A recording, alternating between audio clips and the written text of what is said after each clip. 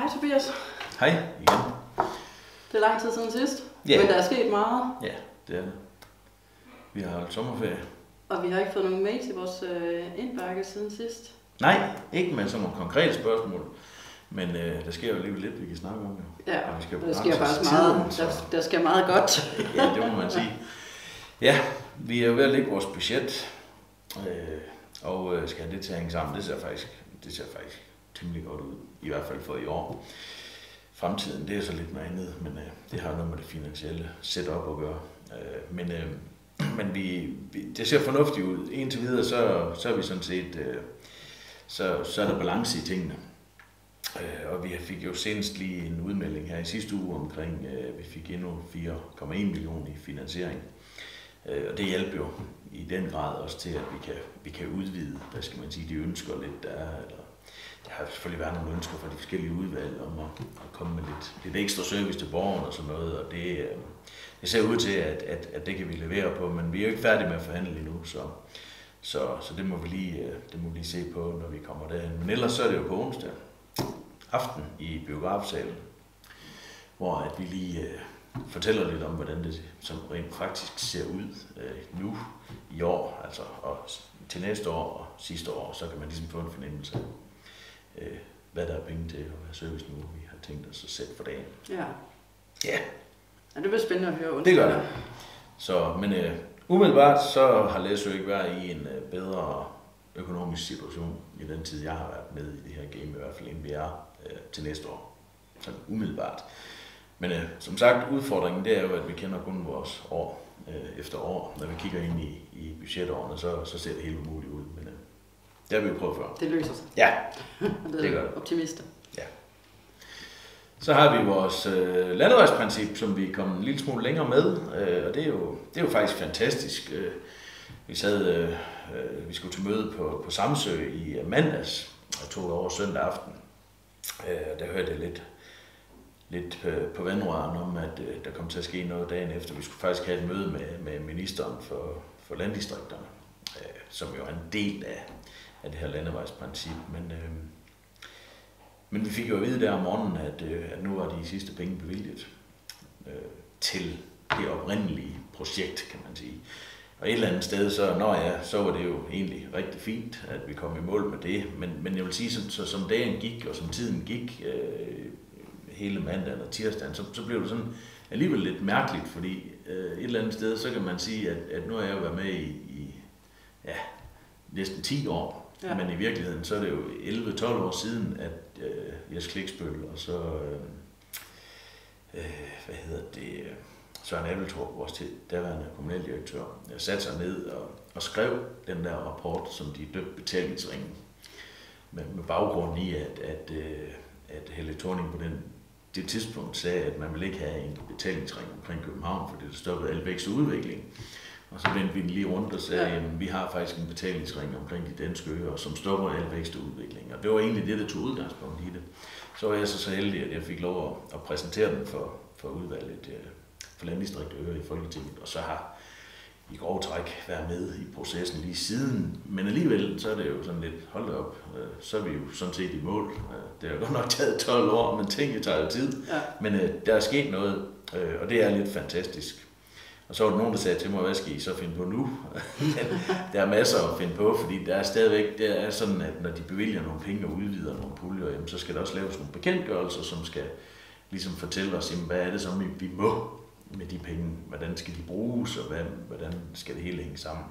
Og der er vi heldigvis blevet inviteret ind i en dialog til at få lavet den her bekendtgørelse omkring det, sådan så at vi kan få så meget frihed som overhovedet muligt ind i det, fordi det kan jo vise sig, at der ikke er penge nok til ligesom at komme helt ned. Altså det nemme, det var jo, hvis man bare sagde, at det koster det statens fastsatte takster for kørsel på landeveje.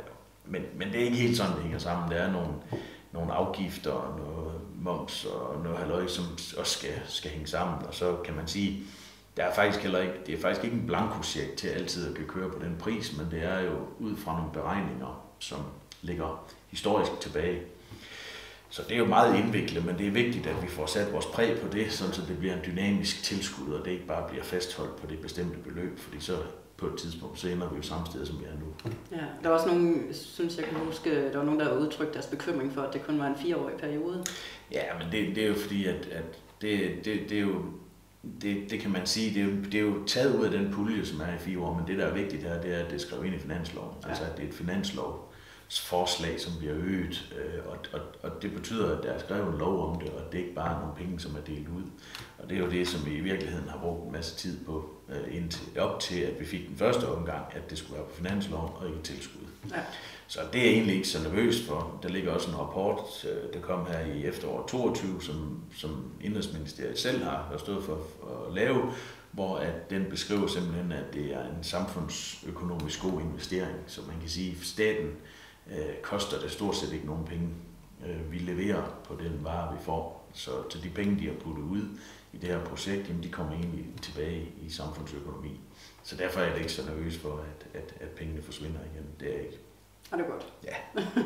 Så, men det er stadigvæk en lille smule indviklet, og det skal stadigvæk bruges en masse tid. Men vi ved, at pengene kommer, og de kommer fra næste år, og så er der mange, der siger, jamen, hvornår kan I så begynde, og så videre. Sådan lidt historie, som man siger, jeg kan huske, det ene, da de har født det 3 gange det tilskud, da de fødte det den ene gang, jamen, der kom det også så sent, så vi kunne egentlig ikke rigtig nå at få lavet de rigtige billetter. Og der fik vi så en mulighed for der satte de det i kraft med tilbagevirkende kraft, så vi kunne få noget kompensation. Men alt det der, det er noget, vi går og venter på. Men vi er temmelig spændt, fordi vi sidder jo lige nu og skal fastsætte takster og priser for næste år.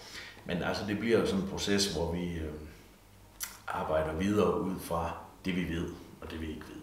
Og så må vi rette til efterfølgende. Ja. Så jeg tænker, at vi kommer nok til at arbejde med en model, hvor det ser ud, som om vi ikke har fået noget tilskud. Og så bliver det så kompenseret bagud sidenhen hos dem, der har købt billetter. Det kunne jeg forestille mig, men lad os nu se, hvor hurtigt det går. Og det bliver spændende. Ja, det gør det. Men det er vigtigt. Vi har kørt med nogle billetpriser i år, som har været nedbrydende for vores samfund, vil jeg sige. Altså, men det har været en nødvendighed. Det er sådan, at færgen, den kan ikke rende rundt. Altså, den giver et underskud på nogle af 20 millioner. Og der kommer staten med en 15-17 stykker, og resten betaler skatteborgeren på Læsø. Og den sidste del kommer i billetindtægter. Og så er det bare sådan, at staten, det kan vi ikke bare selv bestemme, hvad vi vil have. Og så er det sådan, at hvis vi sætter prisen ned, jamen, så skal skatteborgerens tilskud være større. Sætter vi den op, så skal det være mindre. Og der handler det om at finde den almindelige løsning. Men historisk set, så kan man sige, at færgen har altid været finansieret af skatteborgerens penge for et sted mellem 5 og 10 millioner om året. Ja. Så Læsøbrugerne, de køber principielt forlagsbilletter. Så derfor så har det været lidt svært at holde billetprisen lavere, vil jeg sige, uden at skulle belaste vores øvrige samfund hårdt. Så det har været sådan en gylden mellemvej. Ja. Så, men vi har heldigvis kunne aflyse en masse afgange i indeværende år, da vi har kunne se, at behovet ikke har været der, så vi har sparet nogle penge på det. Men de billetpriser, vi har lagt for dagen i år, det håber jeg, det er sidste gang, at det kommer til at ske. Det håber jeg, fordi det har været voldsomt. Det er selvfølgelig det er slet ikke den eneste årsag til vores sommer. Altså, hvis man har kigget ud af vinduet, så har man skulle se ringe sol her. Det er jo det absolut ultimative parameter for os på Læsø. Det er jo det gode vejr. Ja. Så har vi en svensk krone, en norsk krone, som er utrolig svag. Ikke? Ja, vi har ikke de samme penge mellem hænderne. Den danske inflation, ikke? En gennemsnitsfamilie har mellem 30 og 50.000 mindre til selv om året. Hvordan prioriterer man dem? Så der er en masse ting, der er spillet ind oven i hinanden, men det gode i det er, at man kan næsten ikke forestille sig en situation, der kan blive værre. Så nu kan det kun gå fremad. Det håber vi.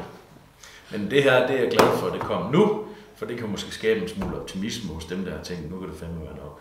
Ja. Så det er vi glade for. Jamen altså, det kan jo heller ikke altid være fremgang. Altså, vi har haft, nu vi kigger tilbage, vi har haft ret meget fremgang. Ja, men det skal helst altid være fremgang. Det skal helst altid være fremgang. Det skal det, men du har ret. Det kan ikke sådan blive ved, men vi skal helst ligge over gennemsnittet, og det har vi ikke gjort i år. Det er altså noget skræmmende. Vi kan måle 25 år tilbage i tiden, og vi har ikke været så langt bagud før. Jeg vil så sige, at vi har haft et skide godt forår, og det er jo med, altså indtil 30. juni, der var vi foran på alting. Så det er jo med til ligesom at bløde det lidt op, og så kan man jo se her på efteråret, det ser også rimelig godt ud, så Men det, der er tabt, det kan man ikke hente. Nej. Sådan det.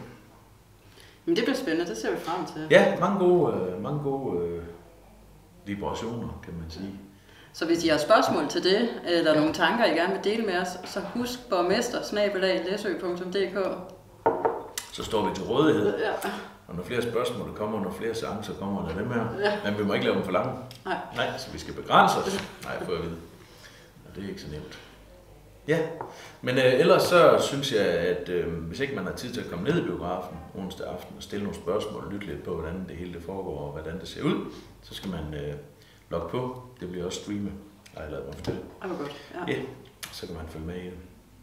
Det er jo rart for sådan en børnefamilie som mig, at man kan få lov til at sidde derhjemme og streame det. Ja.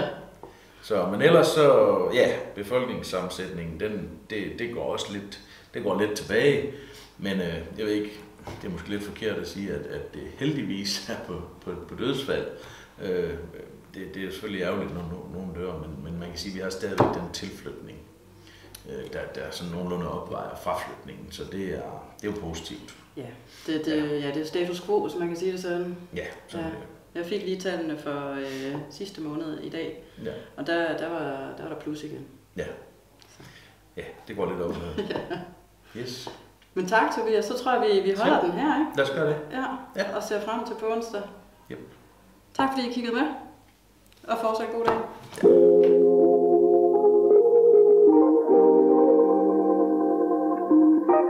Ja.